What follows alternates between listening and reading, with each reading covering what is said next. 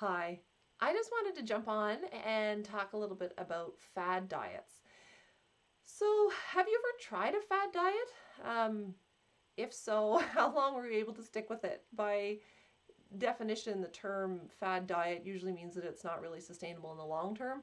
I don't really love the word diet, although it's not necessarily a bad word. Diet just means what we're consuming. So if it's the food or even things like media, you can think about a media diet that you're on. But when we think about diet in relation to food, we think about it typically as things that we're restricting or eliminating or not allowed to have, right? And it's very much a no word.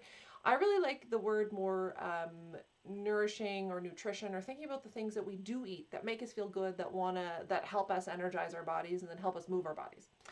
But fad diets are really interesting to me. There's a new one all the time. Some of these have been around for decades now.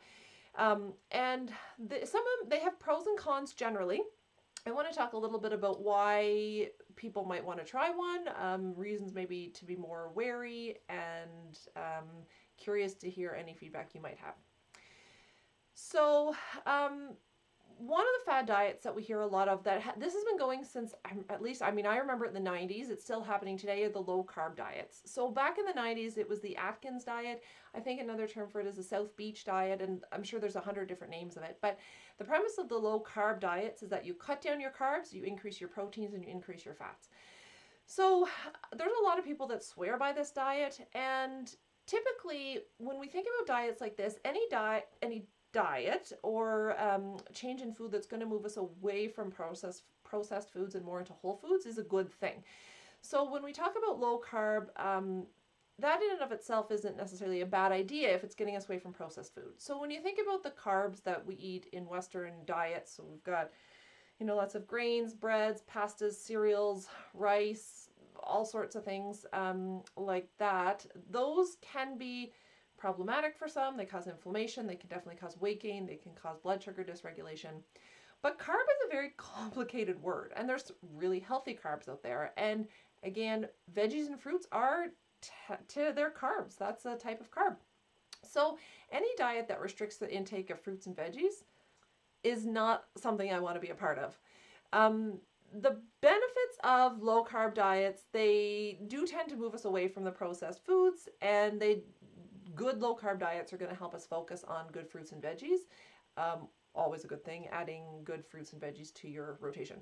The con for me with the low carb diet is just the name. I don't like vilifying one particular word. So carbs are not bad. They are not evil. They are not the thing that you can never have again. And low carb diets tend to make us associate that.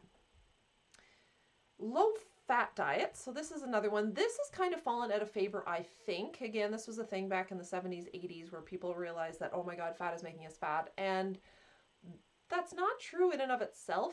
Fat's a really complicated thing, but it is an absolute necessity in our diet. Okay, so you need fat. You need fat for healthy everything. You need fat for hormone production. You need fat for cholesterol production, oddly enough. So low carb diets can actually have the reverse impact of raising your blood cholesterol because your body's trying to compensate for what it's missing in the diet. I think these have mostly gone by the wayside. So again, the premise is that you're cutting down on your fat, you're increasing your proteins and your carbs, and calling it a day. The problem with that, though, again, it makes the word fat sound evil, and fat is not evil, right? So I want us to get past this idea that anything in food is evil. Food is not evil. We have to really move past this idea. I can rant about that another day. But so we need fats in our diet, and the other thing about fats is it plays a significant role in our nutrition and in the palatability of food. So when you take fat out of food, the taste changes. And what do we do to replace that? Usually sugar. So low-fat foods tend to have much higher sugar levels because they're compensating for the flavor that the fat is missing. The paleo diet. So this is a diet that's relatively new.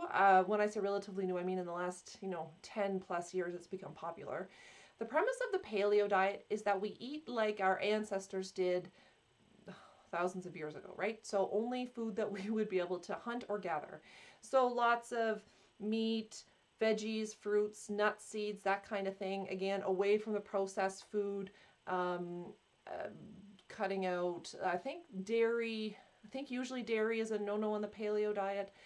A lot of people swear by the paleo diet because it can be great for inflammation.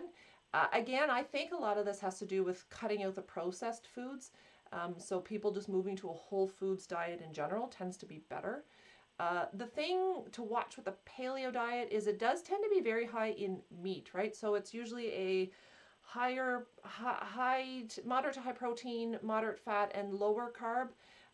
You're tending to avoid the grains. Again, grains aren't necessarily evil. And so because it's higher in meat, it tends to be higher in saturated fat, which I'll have to do a whole other rant on fat again, but saturated fat isn't bad. It's just not the only fat we want to consume. So paleo diets can be a little bit higher in fat. The thing I find with the paleo diet too is it's hard to sustain long term. It's not very flexible. There's lots of options out there for foods now that are paleo friendly, but it is a very restrictive diet, and anything by nature as humans that we're going to restrict tends to be very difficult to maintain in the long term. The other thing about the paleo diet is that, so most of us aren't willing to give up all of our comforts. So we don't want to give up muffins, we don't want to give up pancakes, we don't want to give up breads. And so there's tons of recipes out there for the paleo diet or for any of these diets that'll say a paleo friendly bread or a paleo friendly muffin. Just check the ingredients on that, right? So they tend to be, they're usually whole foods. They're usually made it's a recipe to make yourself. They're usually low in processed foods, but they tend to be very dense. So you can't use flours and stuff on the paleo diet. You tend to be using like almond flours and coconut flours, which again, not necessarily bad, just very nutrient heavy. So it's pretty easy to switch to a paleo diet and still actually be consuming more calories, more fats than you might need because we're going for these more dense foods. The keto diet is another one that has been really popular in the last little while. So originally the keto diet, the keto diet is very high in fat. So it's almost, if you can, exclusively fat, but very high fat, moderate protein, and very, very low carb. So the keto diet was originally recommended for kids with severe epilepsy that wouldn't respond to medication, and it's extremely effective in that population. Otherwise, I find the keto diet exceptionally restrictive. We don't really know the long-term impact for most of us on consuming this level of fat for the long term, so that can be a bit of a flag for me. Again, it's very high in fat, so you're focused a lot on meat products. On healthy fats too, don't get me wrong, but there does tend to be more of a higher saturated fat component in the keto diet just by its nature. It's also exceptionally restrictive, and you're going to see right now in the year 2021, if you go to the store, you're going to see a ton of resources for keto diet. So keto diet or keto friendly granola bars and keto friendly breakfasts and keto friendly, all of these things. Read your ingredient lists, just be wary, because just because it says it's keto doesn't mean it's healthy, right? So if you are eating in this kind of style, you want to make sure you're looking for really healthy fats as the majority of it. The other big beef I have with the keto diet is that it's very, very low carb. And I just don't know that any diet that really restricts the intake of fruits and veggies, fruits, I mean, we don't want to have too many of those in a day, but any diet that's going to restrict veggie intake is not my idea of a good sustainable diet. So I know lots of people who've had success with the keto diet in terms of weight loss, control of chronic disease, blood sugar control. Again, I think it tends more towards people focusing on the whole foods thing and on what they're eating as opposed to the specifics of the keto diet, although there are some mechanisms by which the keto diet does make sense. But just be wary. We really want to make sure that what we're eating is something that we can do for the long term and not just something that's going to be a short-term solution for a chronic problem. There's also the Mediterranean diet is another diet that is everyone's pretty familiar with this. The Mediterranean diet is actually a great one, and I don't know that I would consider it a fad diet. That's more of a lifestyle. So that's focused on really healthy fats, lots of veggies, healthy grains, good quality oils, a glass of red wine once in a while, which gets a big thumbs up from a lot of people. There aren't really many downsides to the Mediterranean diet, and that's been found to be very healthy for people and very sustainable. So it does, again, limit processed foods and sugar, but from a diet perspective, I would consider, even though that's called a diet, I would consider that more of a lifestyle. The zone diet was popular, I don't know, maybe in the last few years as well. That's more, again, looking at the macronutrients. So that's more of an even blend of carbs, fats, and proteins. In the Western diet, we tend to get more of our nutrients from carbs as opposed to fats and proteins. So the zone tries to blend it out a little bit more. I don't really have any strong opinions on the zone. Some people think that it's hard to follow because it's very restrictive. Others find that it's really helpful. I think, again, as long as you're getting a nice balance of healthy protein, healthy fat, and healthy carbs and grains, you're probably in the right place. One of the more recent fad diets I've come across, which I just want to read about, is the carnivore diet. So the premise behind the carnivore diet is that you eat only meat, just meat, nothing else. I chuckle because I can't even say that with a straight face, thinking that this would be a good idea. I know there are going to be a ton of people out there that might disagree with me, and maybe you've tried the carnivore diet and it's really worked for you. I do not see the carnivore diet as being a healthy long-term option. Some people say it greatly reduces their inflammation, greatly reduces pain. Again, I think that tends more towards the fact that they're probably taking a lot less processed foods, a lot maybe different no grains, but cutting out grains can really help inflammation for people. The risks with the carnivore diet, so really high protein can damage kidney function. The fats that you're consuming, again, are mostly saturated fat. So I'll reiterate, saturated fat is not bad in and of itself. It's totally fine to include in your diet. You just don't want it to be the only fat that you're eating. So the carnivore diet for me just screams, don't do this for the long term.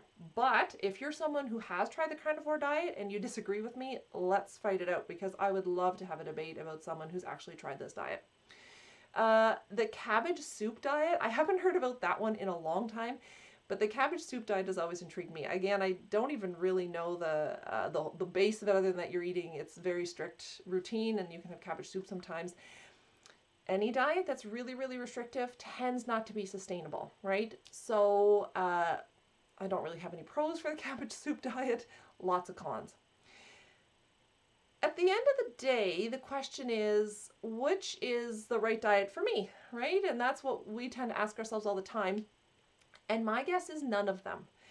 So you're going to hear from people who've tried the zone diet or the keto diet or the paleo diet, and they're going to say, this worked amazing for me, and it can work for you, and it did this and this and this for me, and I feel incredible.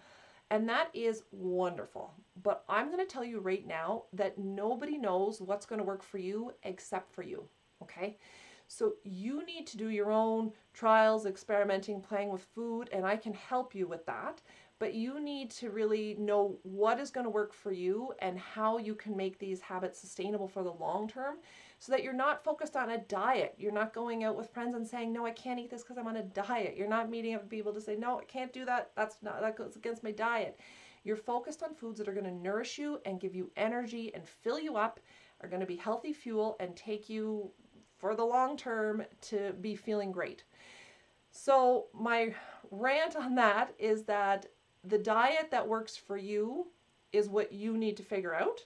You can start with any of these concepts, play around, try them out, see what you think, and let me know if you have any thoughts or questions or anything. But at the end of the day, only you know the diet that is going to work for you.